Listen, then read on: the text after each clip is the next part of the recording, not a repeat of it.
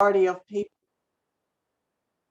you'll find the majority of people won't have a lot of questions for you because they're still sort of getting used to the idea of being in the counselling room, but you must allow that extra few minutes for those who do. So I always go through the process of reading them their rights and responsibilities, and then I ask, is there anything you'd like to know about myself? Is there anything in this form that I've explained to you that you didn't quite get, you didn't quite understand? And then you can go through that with them further. So that this is critical in your initial session. You must do this with every single client for the first session. You never have to do it again legally, but I would say to you, if you saw a client and then you worked with them for 6 or 7 sessions and they were on top of that problem, they came back to you the following year, get them to sign another consent form every year, just so you've got a current consent form going. But it's really just the very first session that you really have to worry about doing this with. So you would invite them in, you'd sit them down, you would say to them, look, before I'm allowed to talk to you, I have to get you to sign a consent form. It's a standard consent form that we use, but I do like to explain it to you and give you the opportunity to check for understanding. So one of the things you have to understand is that we will offer you solutions, but that does not mean you have to take it on board.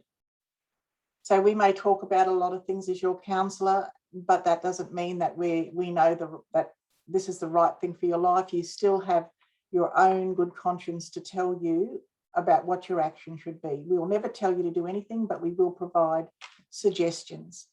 The confidentiality is pretty much blanket, pretty much absolute, but there are 4 ways we would break confidentiality.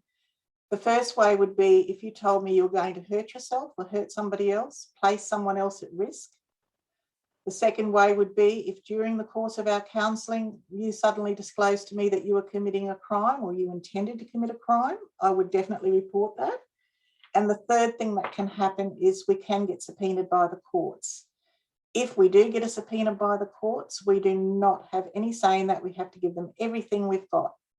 Times, case notes, emails, telephone dialogue, messages, anything we have relating to that client, we have no say, we must turn that over. Now, it's really important for counselling to be successful that you be honest. So that's your responsibility, to be honest and transparent. Otherwise, counselling is less likely to be successful. You also have the responsibility to keep your appointment time. Come on time and keep the appointment time. Most times you will get a reminder, but the nature of being a counsellor is sometimes you won't get that reminder because the counsellor has been called away to deal with a critical incident or something of that nature. So that's what you do in the initial session, and that can take anywhere from 5 minutes to 10 minutes. You sort of get into the groove of it when you're an experienced counsellor, and you can sort of know that they've understood by reading their body language, or you can say to yourself, oh, they're looking a little bit unsure, I'll just check again. Are you sure there's nothing more you would like me to explain to you here? So that would take up, so we're still on that clock face. If you look at the clock face in the session, we're still within that 5 to 10 minute range to do that. So after we've moved on from that, we would start orientating the client and making them feel at home as part of your rapport building exercise. So I would say to all of my students, I will just kill that. A lot of students are very, very nervous about that first session where you're explaining the rights and responsibilities to the client. A lot of junior counsellors are very nervous about that, but I would say to you that's the very first step in building rapport, because straight away they feel comfortable. Straight away they know where the lanes are. They know what they're safe to disclose, what they can't, and you're presenting yourself as a professional. So if that makes sense to everybody? Nod if it does, yeah. So don't be nervous about that, because you're not just protecting yourself, you're protecting the client.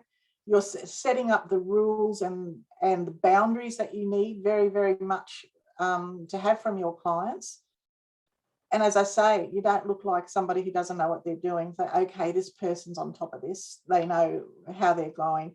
So then for the next 25 minutes, you will know by reading, if some of you who have started, the first unit should be CHCCSL001, you will know that the first 2 things you must do is engage and assess.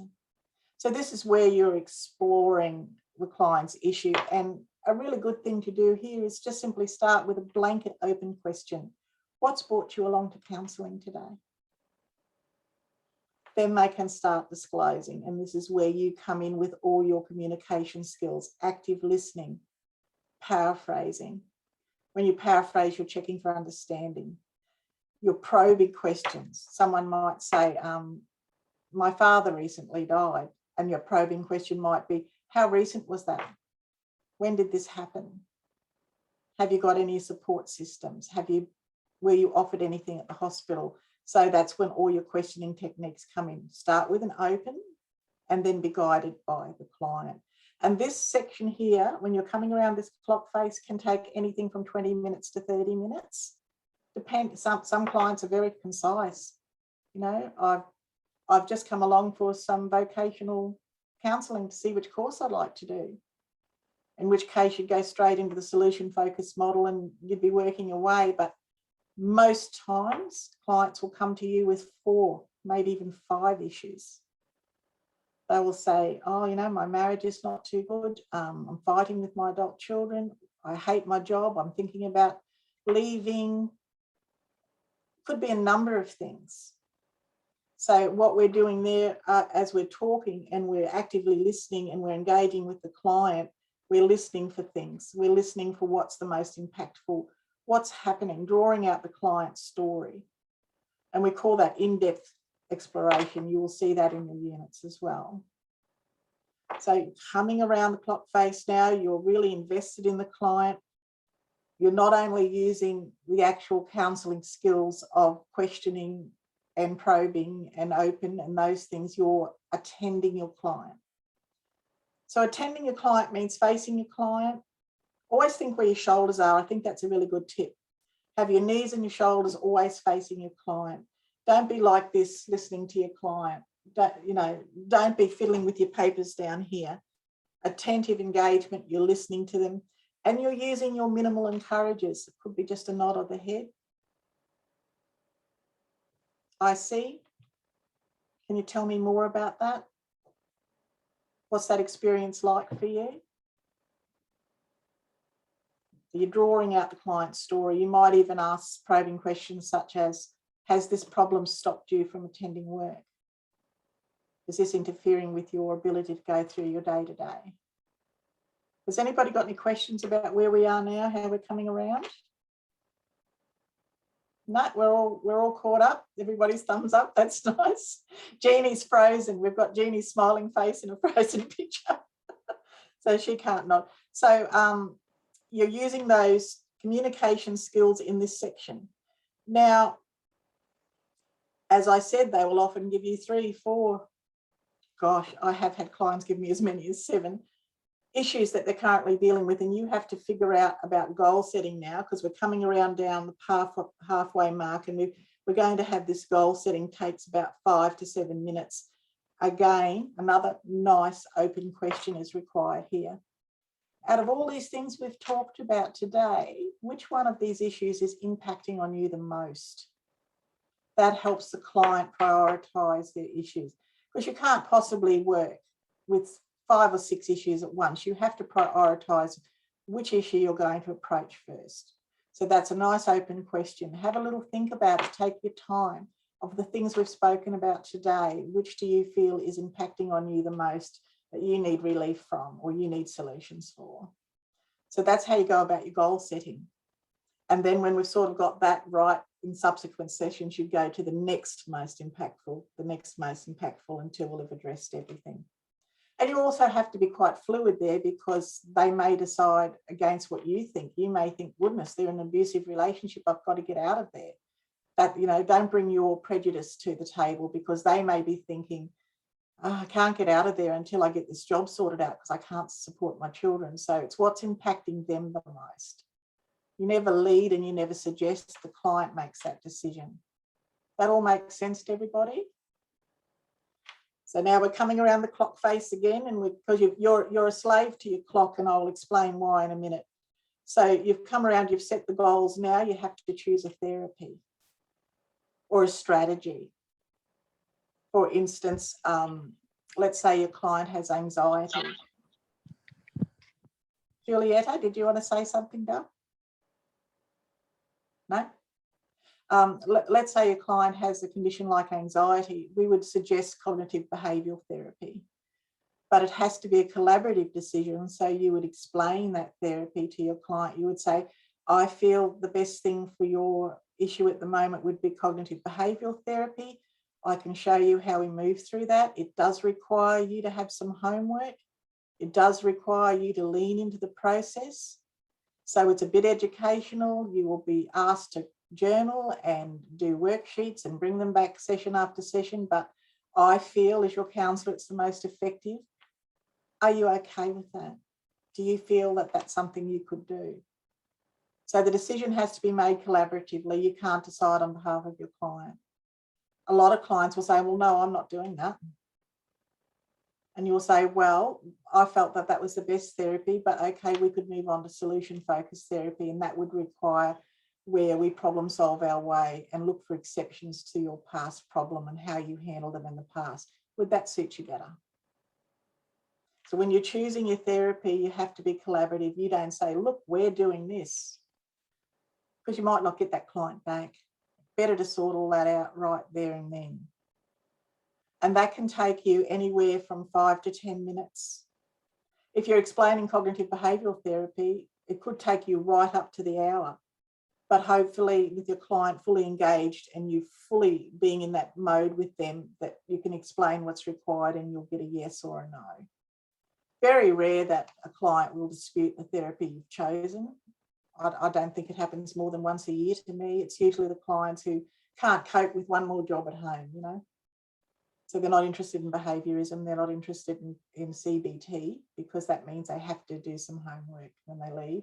They really want to just talk. Some grief and loss, they don't want to do the pillars of mourning.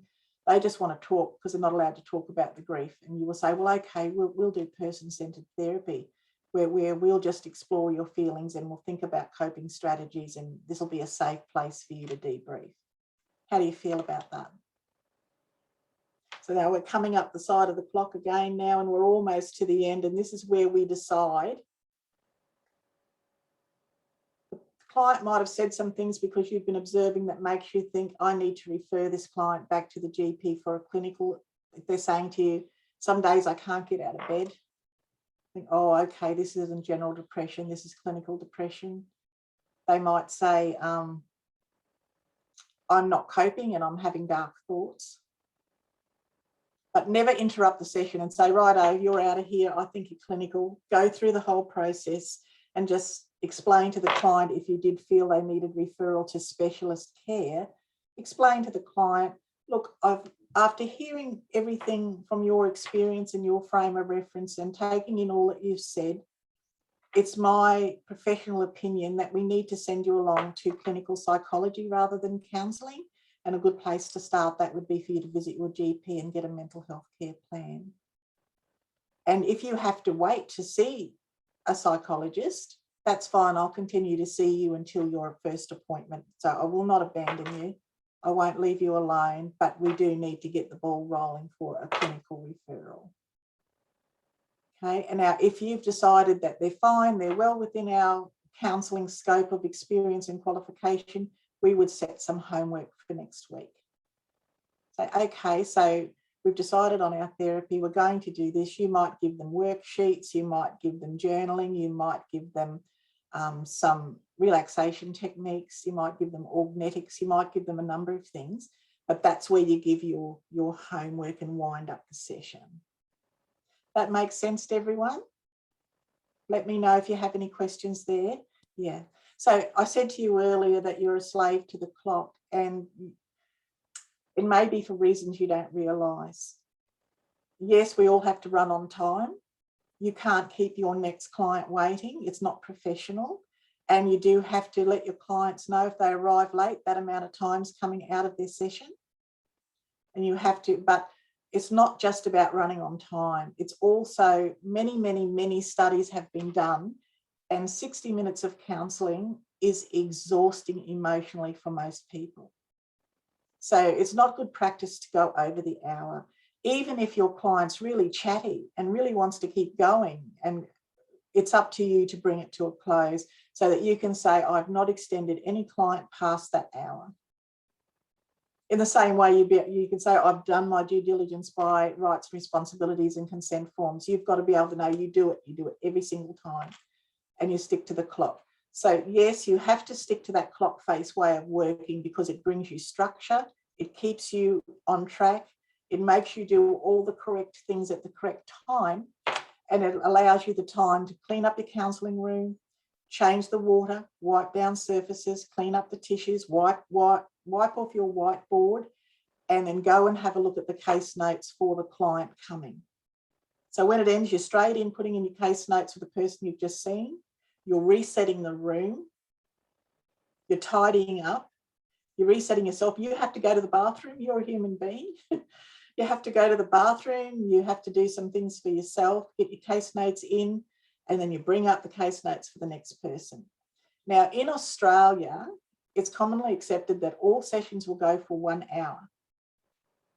So in America, they say 50 minutes. And I think some parts of Europe might say 45 minutes.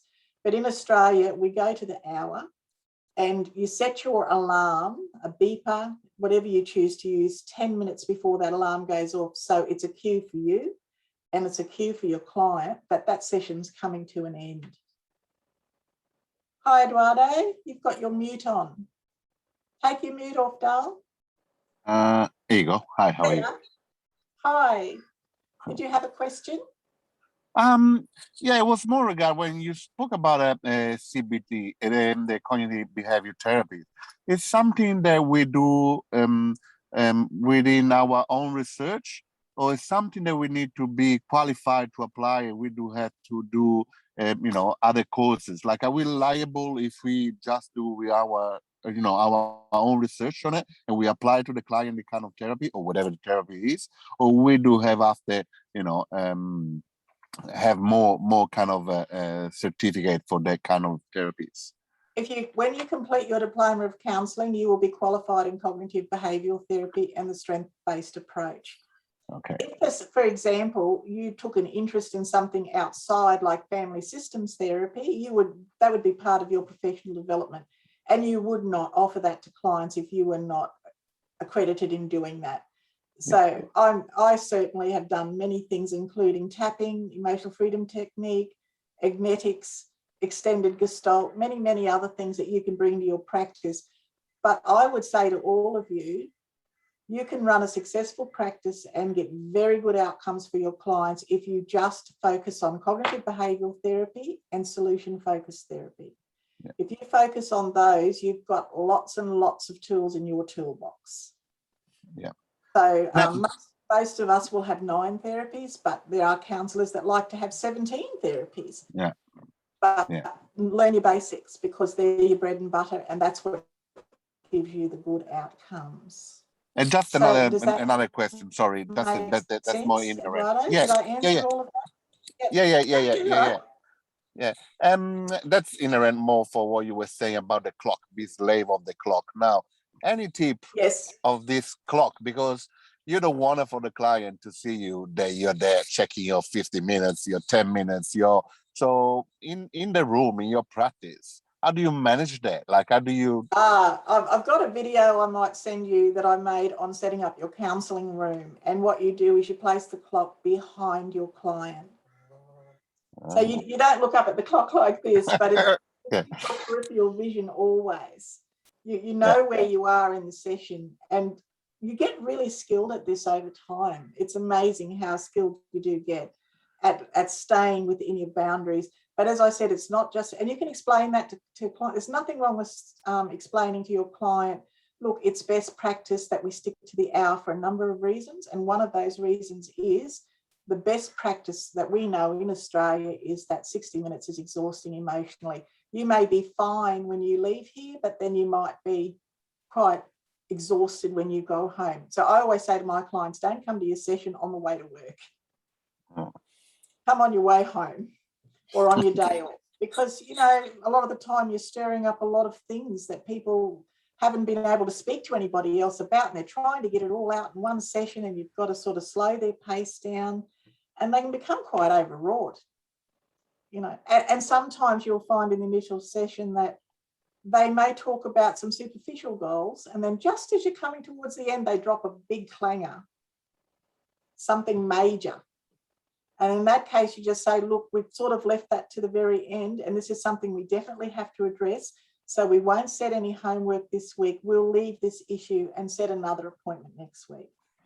That does happen quite a bit too, especially with your younger clients. They want to sort of feel the room, and they spend the hour just sort of talking about school bullying or something, and then at the very end, they may say something quite deep and dark, like, oh, I've been cutting myself. And then you've got to get them off to the referral and everything, but you can't do that in 5 minutes. So you would just say, look, we really need to spend some time on this and get you the help that you need. But you just explain it to them. Say, we have to keep to your allocated time for a number of reasons. And one of those reasons is best practice. Waiting, it's unprofessional. You wouldn't like it if you waited 30 or 40 minutes to see me when your appointment was for this time. So you'll find that sort of falls into place. So has that got you answered there? You're good. Yeah. Yeah, 100%. That's great. Yeah, yes. thank you. So I would say to you, those of you who plan to work with children, don't go over 45 minutes. They're not as emotionally mature, and you have to be very careful. And if you intend to work with children, you must apply for your blue card from the young people organisation. And it's very, very important that you're covered in that way for your insurance, and that you're deemed suitable to work with children, which you all are. But you need to have your little card. Just like when you work in schools, they make you get your blue card. And you have to do the same if you're in private practice as well. The majority of you will go into private practice, I believe. Many of you would be happy to work for an organisation, but the majority of you will go into private practice. And so you've got to be your own governor. You've got to be your own boss. You've got to make sure you do everything correct. Best practice all the way. And good practice builds a good practice. The doctors and people around you learn you're good at what you do. And they will say to their patients, look, I can refer you to a clinical psychologist, but if you want help straight away that's meaningful, I can send you to this counsellor I know. So it's important that you understand that. So that's why you're a slave to the clock, because there's so many things that make you need to stay on time to be an ethical practitioner. Has anybody got any questions about those stages as we move around that first session? No? I always wind up the first session by saying, how did you feel about that? How are you feeling? Do you feel as though it went well? Is there anything that you wanted to say that you didn't get around to saying? Do you feel I'm someone you can work with? Do you think there's a good rapport here before I set the next session? So, yes. Your sound's gone again. Yeah, 1 second. I got another question. It's like, Yes. it's a practical questions. Like, between one session and another one, during the session you take notes, all right? And Yes. do you after do everything at the end of your working day, and you just put everything, like, because there's a lot of talking about how you manage your records, your notes, and Yes. so all that kind of work, what do you do also in between session if you have a time? I would say to you, Eduardo, that there's no legal requirement you do it the same day. But I've been in private practice a long time, and I can tell you the best way to do it is straight away. That's why I always have 20 minutes between each client, because I've got to get those notes in. Yeah. I've got to clean up the room, and I've got to bring up the notes for the client that's just about to arrive, because you've got to be in their mindset then. You've got to be mentally thinking about the next client. So never take notes, obviously. Don't be obvious. It's fine to have a clipboard there and just make general notes, but you're not all the time writing like this. And we talk about that in the units. Case notes should be very, very discreetly done. I have a printout that I've made for my initial sessions where I can make very limited notes: married, not married, how long divorced, how many children, what sexes. And I can I can even do that without looking down now, because I've have the form so well done. But then when the client leaves, all that information gets uploaded into their case notes the second they go.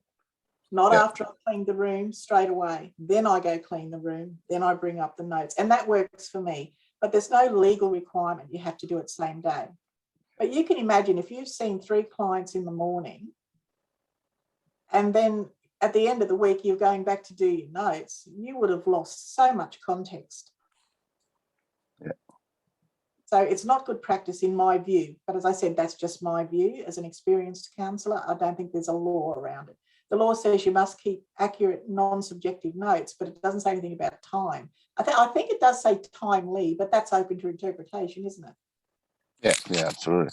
Yeah. Never go to bed with case notes outstanding. That's my view. And if a client asks you to show him or her what you're writing, you always show to them, are you?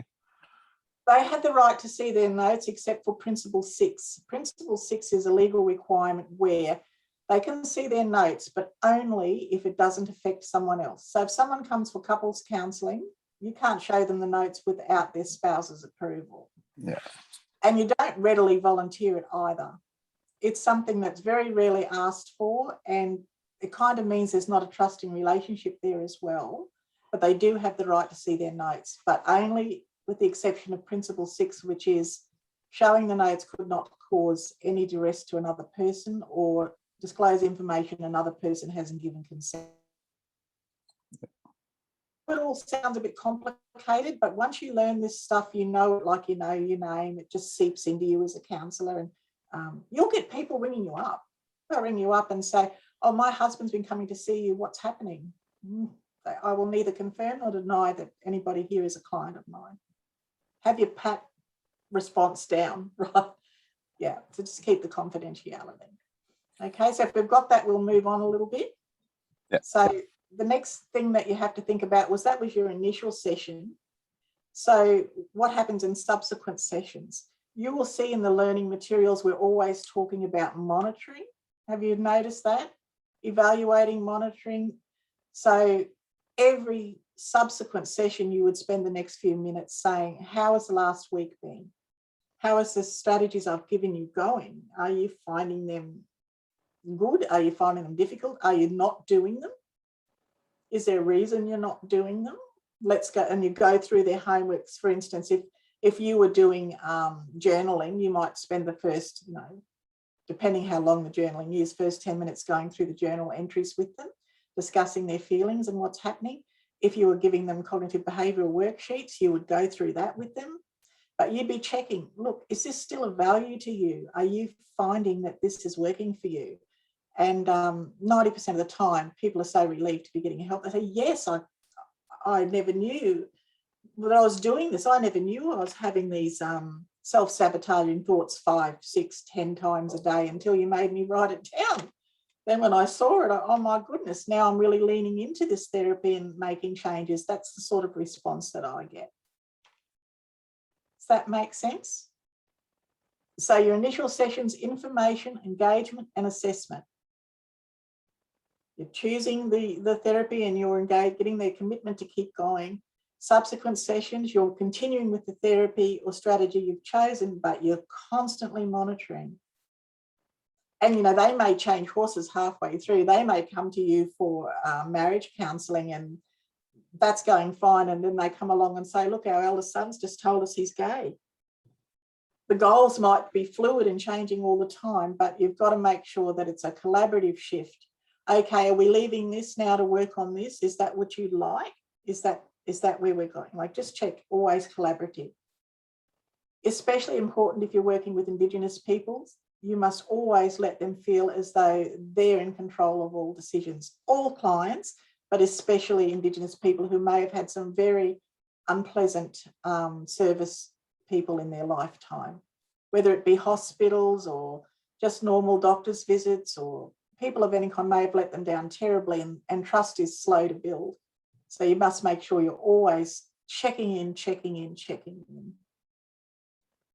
Does anybody have any more questions about that first session? What? Everybody seems to have gotten it. Have I said anything too fast or too slow? It's all seeped in. Oh, good. That's good. So now we just have a Someone little had a question, Leonie. Sorry? I think someone had a question. I've just gotten it in the chat. How do you manage your clients when they see you outside, for example, at the shops? I'm sorry, I had trouble hearing that last part. So how do you manage your client when you see them outside at the shops, for example? Oh, this is a very common thing that does happen when you live in a community. There are lots of rules around having a dual relationship. So if you see them at the shops, you don't invite them down to sit down and have coffee with you. You don't make friends with them, but you always acknowledge.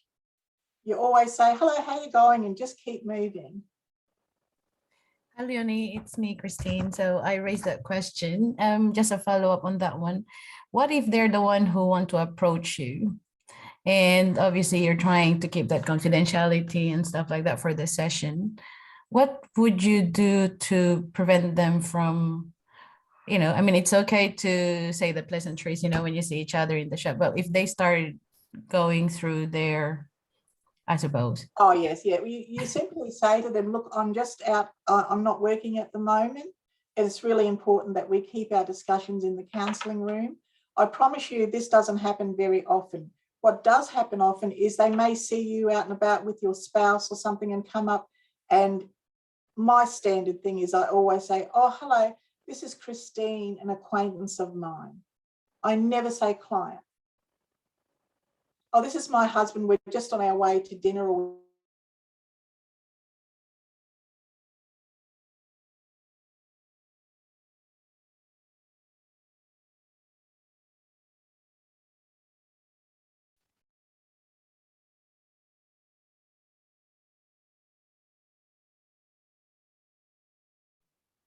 Is anybody else got Leonie frozen? Yes, Yeah. she's frozen. I thought it's just me. Sorry. She's back. Nobody Back. at the top was moving, so I was like, Yeah. is my whole computer? Leonie, you're frozen. Oh, that's I'm okay. frozen. I think Yeah. Am I awake now? Okay. No, Yeah, you're I you're think back. we're Yeah, back. we're back. Okay. Did you hear what my reply to that? Is that all No. good? We heard, at least I heard from that point where you're gonna be telling them, it's like, oh, this is my husband, we're going to a dinner or something like that. Oh, okay, yeah. So you always introduce them as an acquaintance, not a client, and they kind of will understand that this is not appropriate for you as their therapist to be sitting and having a chat to them in Westfield. But if it does get to the point, you might have to say, look, we need to keep our relationship in the counselling room. There is an agreed ethic that you don't be friends with or date your client for 2 years. But my advice is never. Never try to be friends and never ever get romantically involved with a client, even if it's 10 years. It's just, to me, I just think it's not good practice. Unprofessional. But yeah, so is it okay to kind of like preempt that in, in the counseling session, that if you see each other outside, to keep the confidentiality, that, if it's okay, Look, for their own good per se, like, wouldn't to be explain. unethical. It wouldn't be unethical to do that, but I don't really think there's a need to. I think the great majority, I'm very well known up in my area because I do a lot of media up here, radio shows, and I write a column and people recognise me. But there seems to be an understanding amongst adults that if they're seeing you as their counsellor, they understand that there's this barrier that we can't be friends. We can be friendly, but we can't be true friends. So they would know, they just know. Like, you could say that. I'm not saying it's unethical. If you felt you needed to, that would be fine. But I don't think it's necessary. It really isn't. All right. Thanks, Leonie. Yeah. See, if there was someone that had a personality disorder where they were latching onto you, you would be referring them anyway, because that would be a clinical disorder. The vast majority of people that you see in your practice will be adults who are perfectly fine, who need extra help. Managing a grief and loss, managing their relationships, managing their career path, managing work colleagues or children. So I've got a degree in early childhood, so I do a lot of child counselling and managing parenting. So you'll find your little niche, but don't worry about that. You will see people out and about. Just nod and say hello and just make like a shark and keep going. Keep moving through the community. Yes. Anybody else have any other questions? No? Everybody enjoying the course? That's good.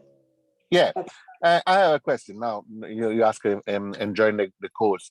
I really miss your weekly or once every 2-3 days phrase of the day where you push us yeah, to.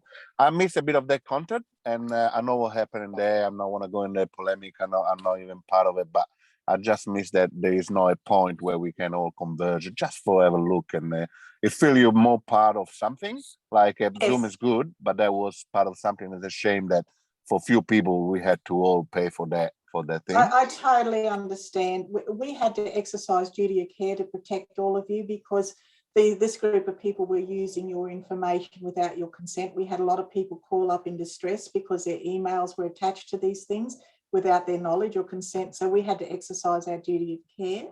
But what I would say to you is we are working on other ways we can manage some sort of interaction that's a safe way where people's identities and contact details and things can remain confidential. So we're always looking for good ideas. We're always looking for a way, and we've got girls thinking about that.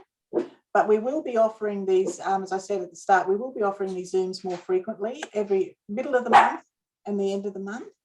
And that will also help keep us a little bit more connected there. Oh, I just got a sign for something. Thank you.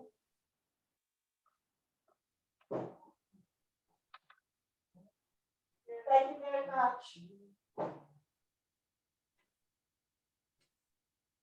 Sorry about that.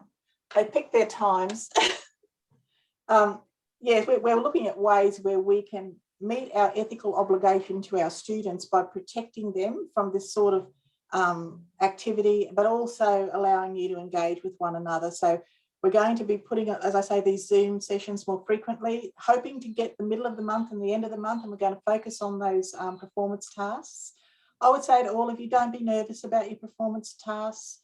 We're not expecting perfection, and we will coach you where you fall down a bit. It's a lot of my Zoom assessments turn into mini class activities, but we get you to that competency level. We have to stay within the hour. So if you really couldn't do anything, we would have to get you to reschedule. But I do take your point, but it's important you know that we've done that through our duty of care to you guys, because we don't want anyone to have to go through that trauma again. Yeah. It's actually not something that we're obliged to do, the Facebook page. I just enjoyed it because I get to interact with you guys, but it's not a legal obligation. And lots of RTOs are killing social media. So it's important you understand that we do understand it's upset a few of you, but we're working on it. We might have another solution very soon. Thanks, yes. Anybody else have any questions? No? Hey, Leonie. Hi. Hi. Hi. This is kind of the first time I've seen you like in real time, which is great because I've just started. And I just want to say it makes such a difference from just working through, Yeah. through the information, and that that kind of spontaneous example, it just puts everything in context. So I just, yes. Because, this is online studies very different to. It is. It's very isolating, and we do understand that. And just so you all know, we are working and have been working for some time on rewriting a lot of these questions so they're more user-friendly and easier to understand, and putting in some word counts underneath. Yeah, because the word counts, I don't know how involved the question, you've got some that just require like a few sentences and others like to do a case.